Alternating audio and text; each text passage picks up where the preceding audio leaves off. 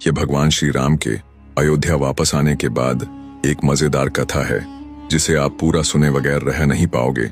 इसमें बहुत मजा आने वाला है। तो चलिए अब शुरू करते हैं। जब राम जी रावण का वध करके वापस आए तो अयोध्या में खूब जश्न मनाया गया था। तभी राजा जनक जी ने एक पत्र लिखा। हे प्रभु श्री राम जी, 14 वर्ष बाद आप वन से आए हो। आप में तो जनकपुर के प्राण हैं ही, परंतु हमारी जो लाली है वह तो हमारी प्राण है। समस्त जनकपुर वासी आप दोनों युगलों को कुछ दिन के लिए जनकपुर बुला रहे हैं कि आप कुछ दिन यहाँ आराम करने आओ। और हाँ, आप अकेले नहीं आना, आप अपने तीनों भैयाओं को और तीनों लाली को और अपनी समस्त सेना हनुमान जामवंत सभी को लेकर आओ। हमें कुछ दिन सेवा करने का अवसर प्रदान करें।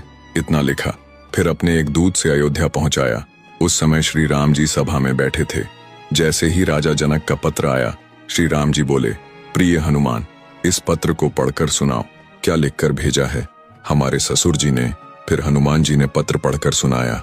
हे प्रभु श्री राम, आपको और पूरी सेना को और तीनों मैया को और तीनों भैयाओं को महाराज जनक जी अपने यहाँ बुला रहे हैं। बोले आकर कुछ दिन आराम करो यहाँ। ये सुनकर सभी बंदर उछलने लगे, सभी आपस में बातें करने लगे। जय हो राजा जनक की। अब हम सब जाएंगे, बढ़िया आराम करेंगे और खूब अपने शरीर की सेवा कराएंगे। बहुत युद्ध करके आए हैं रावण की सेना से, बढ़िया माल पुआ खाने को मिलेगा। राम जी की बारात में तो हम नहीं जा पाए, लेकिन बारात की चर्चा हमने सुनी थी। सारे बानर बहुत खुश हो गए। बानरों की उत्सुकता देखकर राम जी बोले, शांत हो जाओ सभी। अब हमारा निर्णय यह है कि जनकपुर हमारी ससुराल है और कहीं भी नाक कट जाए चलता है, लेकिन ससुराल में नाक ऊंची रहनी चाहिए। इन सभी बातों को ध्यान में रखते हुए हमने सोचा है कि हम जाएंगे। भरत लक्ष्मण शत्रुघ्न सभी जाएंगे, चारों बहुएं जाएंगी, कुछ वरिष्ठ लोग जैसे जामवंत जी, हनुमान जी और अंगद जी जाएंगे। बाकी सभी बानरों से निवेदन है कि आप सभी यही सरयू नदी के तट पर रहो, यही खेलो, आप लोग नहीं चलो। ये सुन वानर सभी उदास हो गए। बोले क्यों नहीं चले।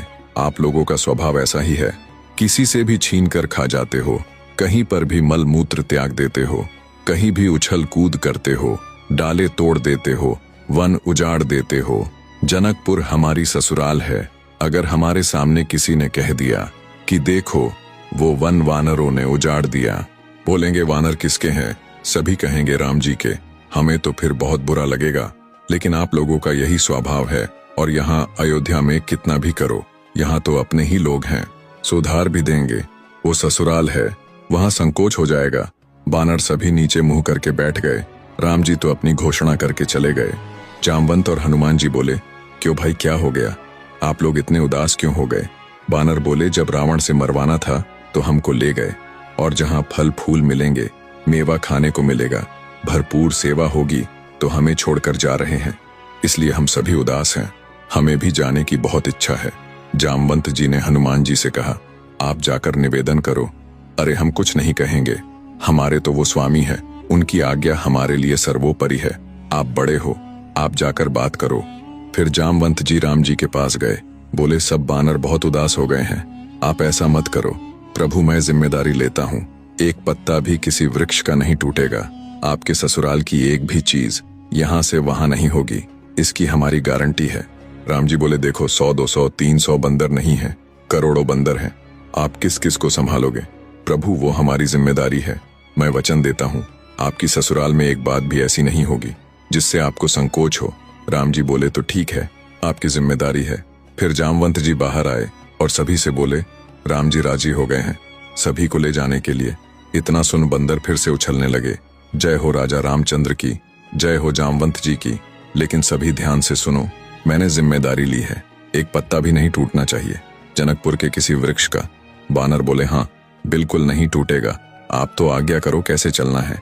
सुनो, मेरे से पूछे बगैर कुछ नहीं करना है, जब मैं बोलूं तभी कुछ बोलना, मेरे से पूछे बिना कहीं पर बैठना भी नहीं है।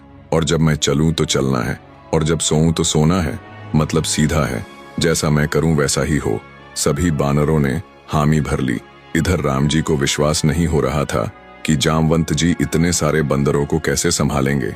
उन्होंने कहा, जामवंत जी हमें एक बार साबित करके दिखाओ कि सभी बानर आपकी बात मानेंगे। ठीक है प्रभु। जामवंत जी बाहर आकर एक जगह खड़े हो गए तो सभी बंदर उनके पीछे खड़े हो गए। जामवंत ने अपना उल्टा हाथ उठाया तो सभी बानरों ने अपना उल्टा हाथ उठा लिया। जामवंत जी हंसे तो सभी बंदर हंसने लगे। जामवंत जी खांसे तो जिन बंदरों को खांसी भी नहीं आ रही है तो जबरदस्ती खांस रहे हैं। राम जी ने देखा तो खुश हो गए, बोले ठीक है, अब चलते हैं जनकपुर। तुरंत पूरे अयोध्या में तैयारी हुई। सभी बानरों के लिए जामवंत जी ने वस्त्र सिलाए, सभी को एक जैसे वस्त्र बनवाया। जैसे ही उन्हें लाकर दिया, सभी बड़े प्रसन्न।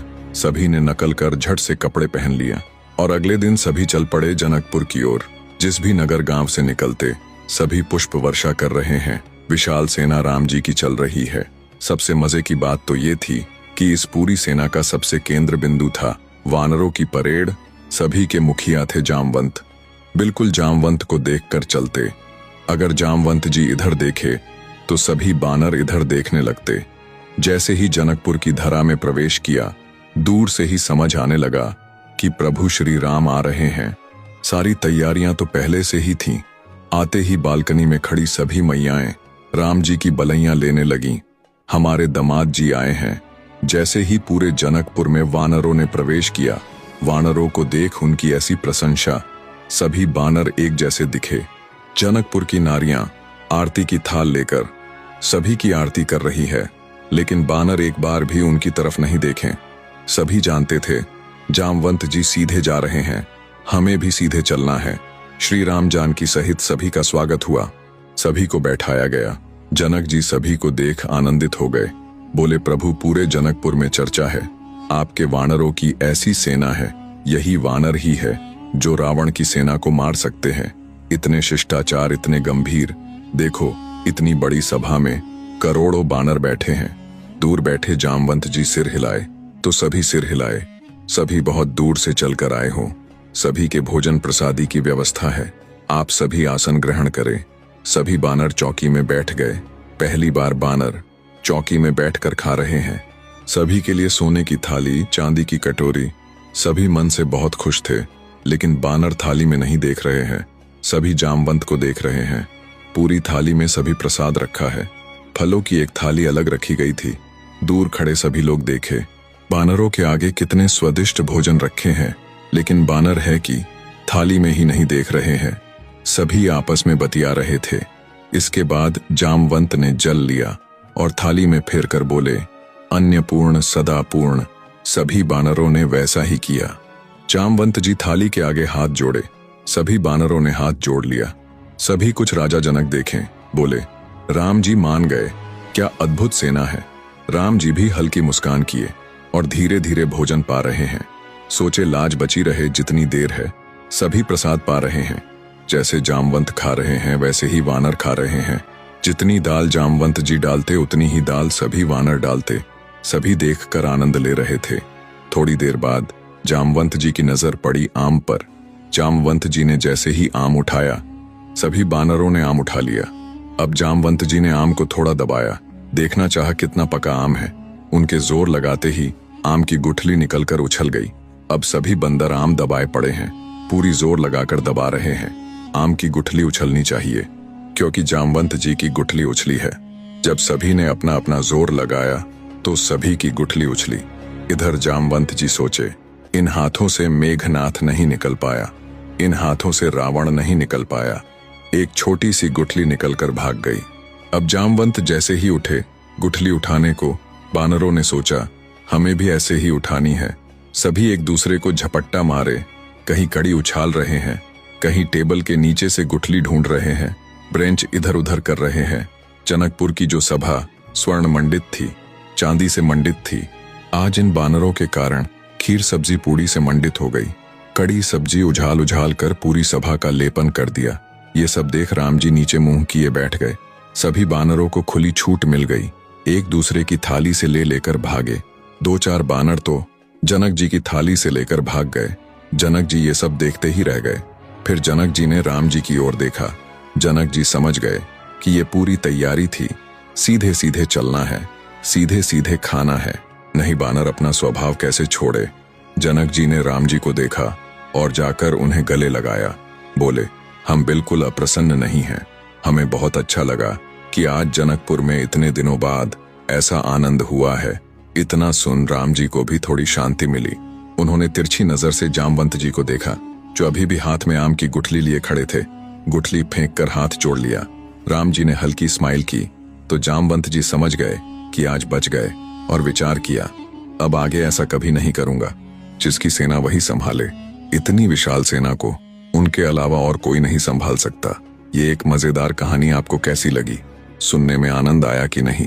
अगर कहानी अच्छी लगी हो तो प्रेम से प्रभु श्री राम की जय जरूर लिखते जाना, और आप अपना तर्क भी कमेंट में साझा कर सकते हो। मुझे पढ़कर बहुत खुशी होगी। और आगे किसकी कहानी सुनोगे उसे भी बताते जाना। वीडियो देखने के लिए आप सभी का धन्यवाद।